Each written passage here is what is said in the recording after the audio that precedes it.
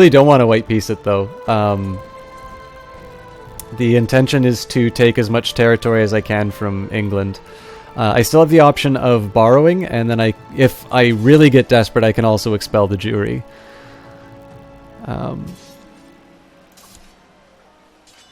The vagrants in your new inn have been evicted, the holes in the roof have been patched, and the whole building has been thoroughly aired out to cleanse the most offensive odors. New staff has been hired, and the time has come for you to decide on a name for your inn. The Bottomless Tankard, the Mead Fountain, the Jester's Choice, or the Drunken Squire.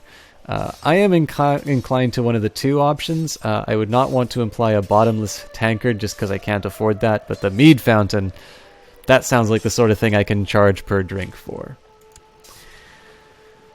Yeah, so the reason for not going for a white piece here is that I want every engagement that I have with the English to result in them losing a source of troops. So if it means that I have to give up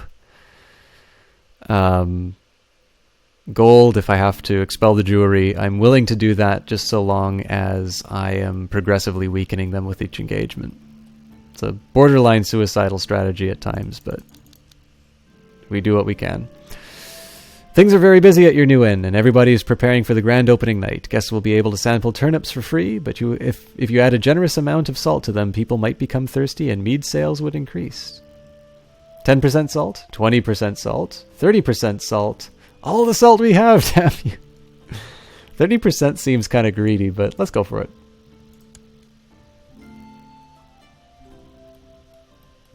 Oh crap, my forces have been sitting idle, so let's get them down to Essex as fast as we can.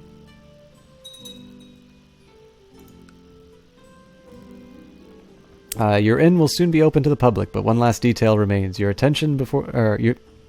Demands my attention before the opening night. Some form of act or spectacle will need to be booked to keep my guests around. After scouring the lands for what passes for entertainment, you conclude the following options are available to you.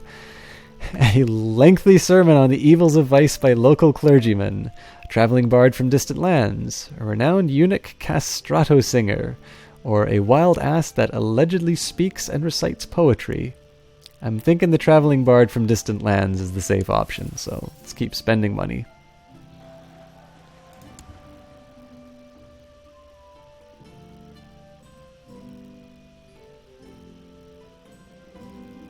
The bard you hired for your inn's opening night was from far away and spoke a peculiar language. Yet despite this, there was a strangely compelling elegance and rhythm to his poetry and song. At least people seemed to think so. Sales were good, so you see no reason to complain. Keep the mead flowing, and I gain 15 gold. Earl Wolfgate of Worcester is trying to usurp my title. This Chancellor Bishop, supposedly traveling, will make him disappear because we hate piety. One cynical comment after another. I could not take it anymore. I even tried to bribe whatever his name is so he would shut up and stop firing cynical remarks at me. And I don't like him. The salt seems to have actually worked. Who would have thought? The thirst of your guests seemed unquenchable and mead sales exceeded expectations. I made 25 gold profit. Wild ass was an obvious choice. Spend it to make it. Yeah, exactly. The assassin succeeded. Alright, good. So as long as I keep losing piety, I keep getting things going my way. So we've ended the Chancellor, and opening night of your inn is concluded, and the time has come for you to move on from this venture and resume our other duties. Whatever can be said, you have learned many valuable lessons from running a business. The buyer is ready to take the inn off your hands at a tidy little profit to you. 65 gold and 2 stewardship. Gotta keep them mercenaries hired. How are the factions doing? Yeah, this is a really scary one. His heir likes me, though.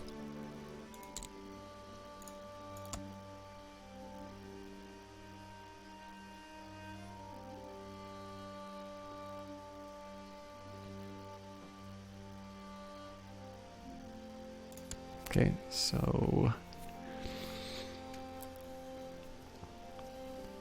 I'm not too sad if the Countess goes away, so I think I'll let it happen.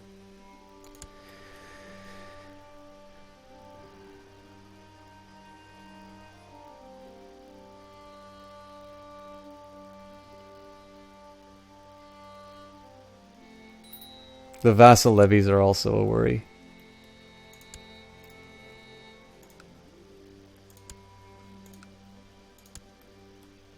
Again, I didn't really bother watching the traits of the educator just because it's the bastard, so he's not going to be inheriting anything. Can I kill him? I can potentially kill him, but that would give me Kinslayer if I get discovered. And I have a suspicion that I'll probably... Well, maybe not a suspicion, but I hope my Spy Master will be able to convince him otherwise in time. Daughter was born to my lover, who I cannot pronounce. Oh wait, Bjorham's daughter. And an unknown father. Me.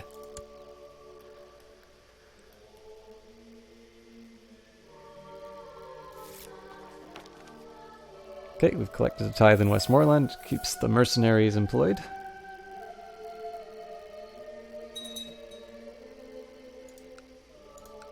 Let's just take a minute here to make sure. Yeah, so he's only actually got 3,000 troops. I've got about 1,000 in reserve, so it's not ideal. I think I'm probably going to suffer once I lose the mercenaries, but not to a point that I think I need to panic yet. As the farmers prepare for sowing the spring crops, your court chaplain suggests that you bring out the holy relic in possession and bless the fields. Surely this would increase the likelihood of a bountiful harvest this year. Yes, it will bless the land and pacify the peasants. Less of a local revolt risk. And no, I don't think it would do any good. I gained the trait cynical, which I really don't want to lose more piety. And a low revolt risk seems to be a good idea. Okay, we just got a claim on... Ooh.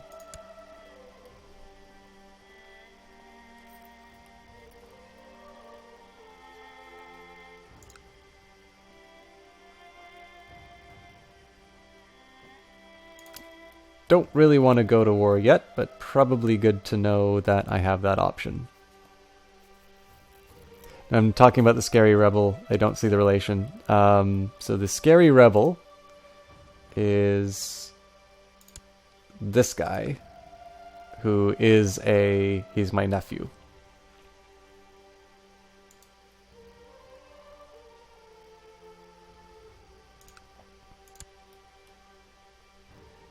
The big thing to keep in mind, too, is that if I'm particularly worried about the rebellion, I can always build up my troops around that border, and that way I can pick them off while their morale is low. So I have a couple of other options to deal with him before I need to panic. My wife is retired to the convent for a short while. Yep, wartime with the lover.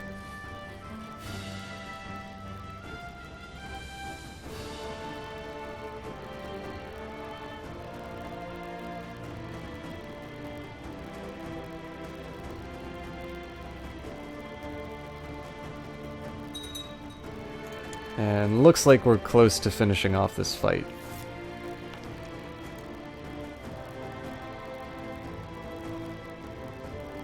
In fact, possibly I could finish it by killing those troops, but I think I'm just going to continue with the siege. I think it's just a city. Yeah, so it should be done pretty quickly.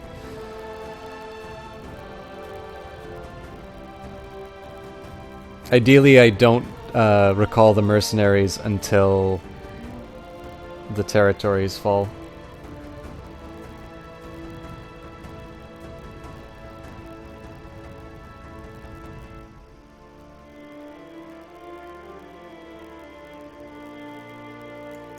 Alright. Enforce demands. Alright, I don't get money because I am the one to start the fight.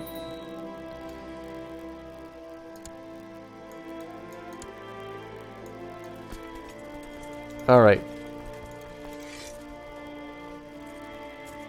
Now the moment of truth. Dismiss the hired armies. Let's see what happens to factions. 78%. 146%. I have got a war on my hands.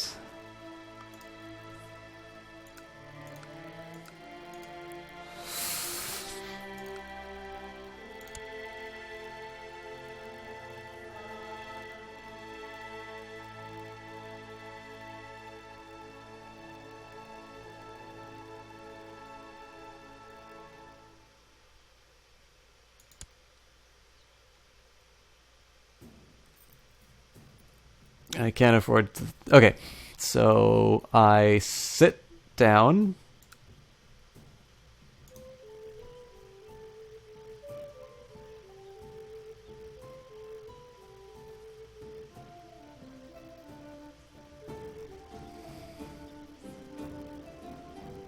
Okay, so I just accept that this is going to happen.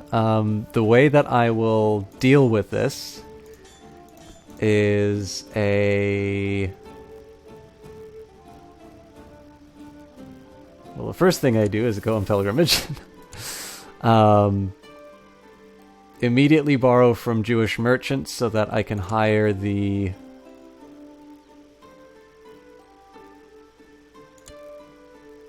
mercenaries. House Rose, stop it. Yeah. So apparently I'm not going to bed tonight because there's always something new that comes up. So I'm going to at least wait for this revolution to start. It should basically come any turn. Immediately borrow money so I can hire mercenaries.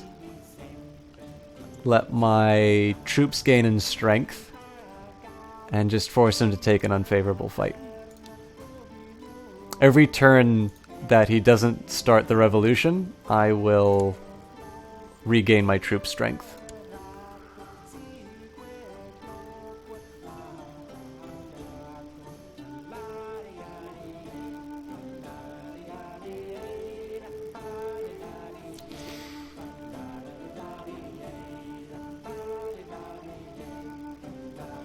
Kinslayer doesn't seem so bad now.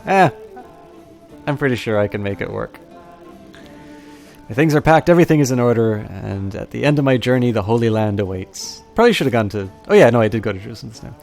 Oh my god, the guy who wants to take over the kingdom is now my regent! Actually, this could turn out well. I don't think he would declare war on himself. So it gives me some time to build up my troop strength. Yeah, I mean, now it's an even fight, isn't it? 130%.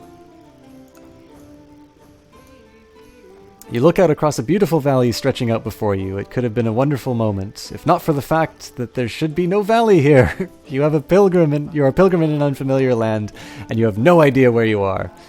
If only I hadn't listened to those useful peasants that gave me directions. Or, if only I'd listened more to those peasants that gave me directions.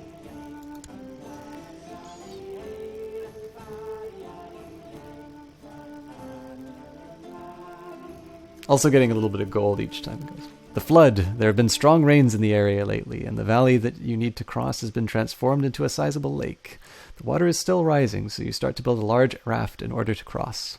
When you're almost finished building it, a group of farmers shows up and explain that they need to cross the valley in order to get back to their homes. They bring with them a number of animals that they've rescued from the floods. Well, of course, we're on pilgrimage. We'll bring the farmers with their animals. Gain the trait charitable, which I believe makes me lose some intrigue. Oh, nope, just straight diplomacy, which I am certainly in fairly desperate need of. Jerusalem! You have finally arrived in Jerusalem. Passing by the Mount of Olives, you enter through the city gate and are immediately overcome by a feeling of having made a truly epic journey. The city is filled with people of all creeds and colors, the air heavy with smells of strange spices and foreign plants. You make your way through the throng of people and animals, excited by the knowledge that you are now close to the Via Dolorosa and the other holy places. You plan also to visit the Church of the Nativity in Bethlehem, but first of all you need to find some place to stay. After all, you wouldn't want to be forced to sleep in a stable, would you?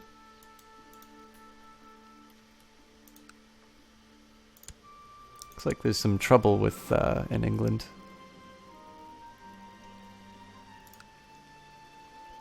You've come to visit the holy sites to show your devotion, but surely there's no harm in having a little fun first. To the tavern! Chance I gain drunkard?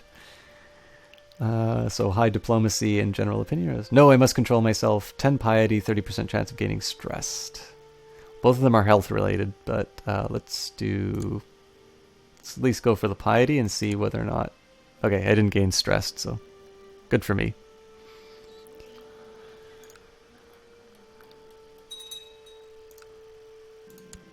It's the size of the English forces. Already 2.5k. Finally returned home from the pilgrimage. It was rewarding and interesting journey. Do it all again if you could. Still, it's good to be back home. And I'm finally at positive piety for the first time in my life. Oh, nice. And the faction has disbanded. It's good to be the king.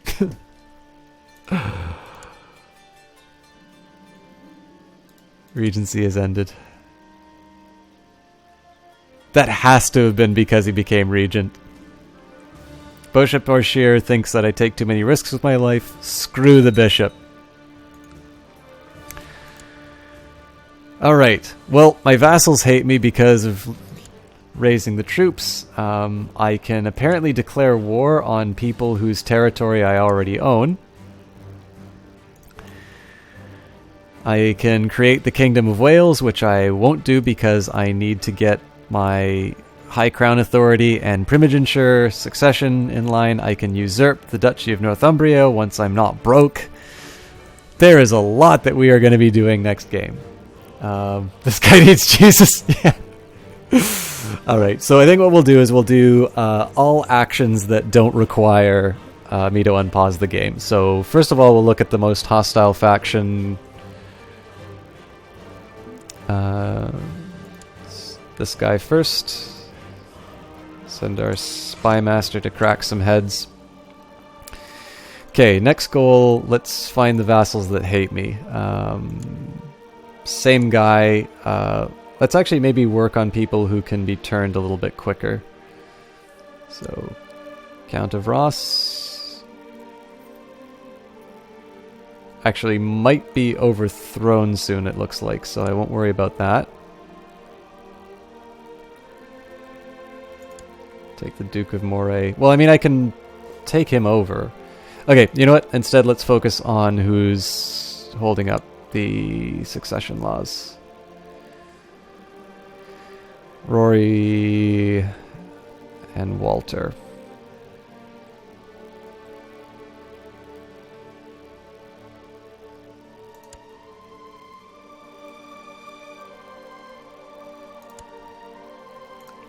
Okay, so we'll send the diplomat to him and hopefully he approves the laws. Honestly, I probably am not going to be able to get these laws in place until I control those personally.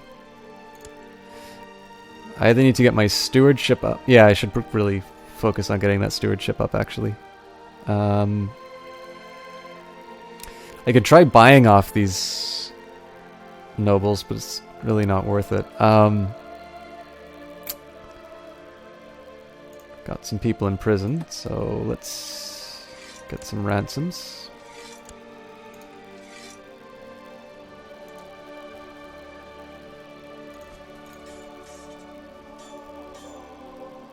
I'm not convinced siege equipment is the right way to go here, so I'm going to hold off on that. We'll be okay once I get my armies up. I don't think there's anything else that I can do here. I need money, so I'm collecting taxes. Oh, you know what? What about church opinion of me? Okay, let's go to Cartmel and make the bishops love me.